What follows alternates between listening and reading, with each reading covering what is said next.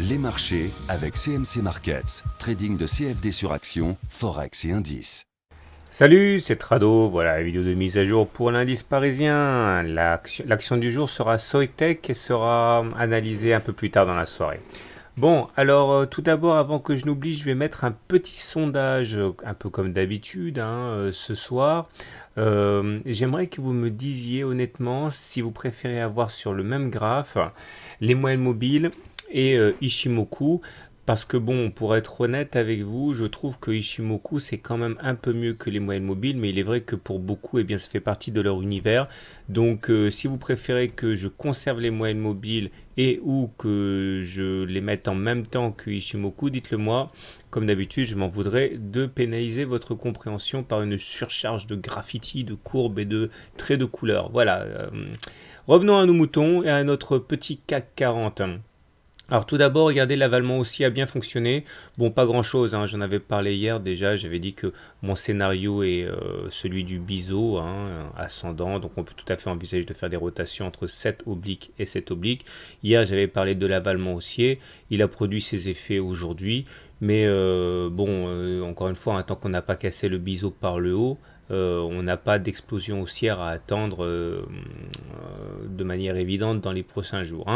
On a un croisement M7-M20 ici, la moyenne mobile à 20 séances est là mais elle est plate, donc ça ne veut pas dire grand chose. Le fait que la moyenne mobile à 7 séances coupe la moyenne mobile à 20 séances à la baisse, ça peut être considéré comme un signal baissier, mais vous savez très bien que lorsque il s'agit d'un croisement faible, c'est-à-dire lorsque la M7 croise la M20 dans un sens qui n'est pas le même, eh bien ça ne veut pas dire grand chose. Je vous rappelle, ça c'est un croisement fort. Regardez, la M7 croise la M20 alors que toutes les deux sont en train de monter, c'est un signal qui est fort. Et regardez, on a une hausse quand même. Par contre, lorsque ça se croise comme ça, alors que la M20 est plate et que la M7 est descendante, le signal est relativement, comment dirais-je, annexe. Alors, par ailleurs, j'aimerais insister sur le fait que nous avons une très longue mèche basse ici. Ça montre bien qu'il y a eu des rachats importants par rapport au plus bas du jour.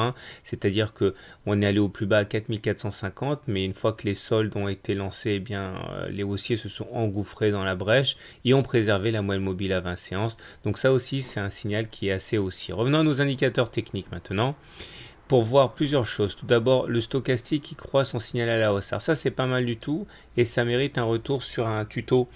Alors, l'utilisation du stochastique est multiforme. Il y a plusieurs façons d'utiliser le stochastique et une façon d'utiliser le stochastique, c'est le croisement de signal. Lorsque vous avez le stochastique qui évolue de manière sinusoïdale comme ça et qu'il va croiser sa ligne de signal, eh bien, ça va être générateur de signaux pour certains traders. Alors, lorsque le stochastique croise son signal à la hausse, ça veut dire acheter. Lorsque le stochastique croise son signal à la baisse, ça veut dire vendre. Là encore, ça veut dire acheter. Et là, ça veut dire vendre. Alors, je ne me suis pas caché déjà à plusieurs reprises du fait que je considère que c'est un signal qui est quand même assez médiocre. Mais bon, en tout cas, c'est un petit élément en plus pour signifier que, eh bien, il faille acheter. Regardez un exemple ici, croisement à la baisse du stochastique et derrière, baisse.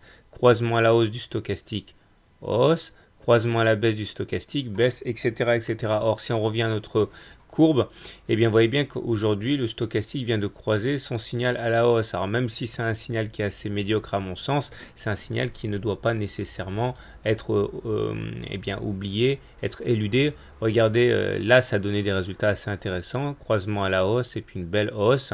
Bon, là, par contre, c'est vrai que le signal a été assez médiocre puisqu'il y a une hausse assez modeste. Voilà. J'aimerais insister sur le fait que, regardez ça, le momentum vient de casser cette fameuse oblique que je mentionnais hier. J'ai expliqué que les obliques, ça peut se tracer également sur les indicateurs eux-mêmes et le croisement a eu lieu. Donc ça, c'est également un élément plutôt favorable. Tout ça me fait penser que demain, on devrait aller plus haut qu'aujourd'hui, au moins en séance. Voilà, c'est l'heure maintenant de passer à Ishimoku. Donnez-moi 3 secondes. Et voici le graphe Ishimoku. Alors, je m'en suis déjà expliqué il y a 2 séances. Lorsqu'on est dans des périodes de congestion, de consolidation, les indicateurs de tendance, et notamment Ishimoku, perdent de leur efficacité. Néanmoins, regardez comme on a maintenant signé une deuxième séance au-dessus de la Tenkan. Tenkan, sa petite courbe verte là.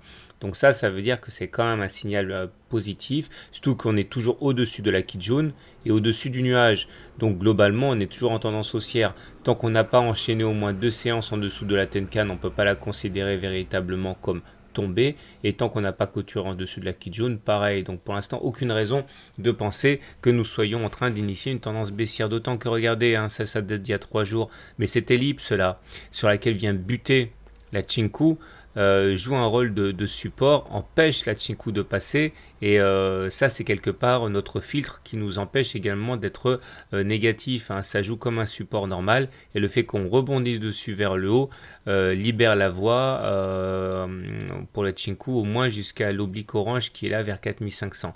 Voilà, donc on a tout un élément, tout un ensemble d'éléments techniques et japonais, etc., qui me font penser encore une fois que demain, on devrait au moins en séance aller plus haut qu'aujourd'hui. Je vous souhaite une bonne journée, de bons trades et pensez à mon sondage. Merci, à demain.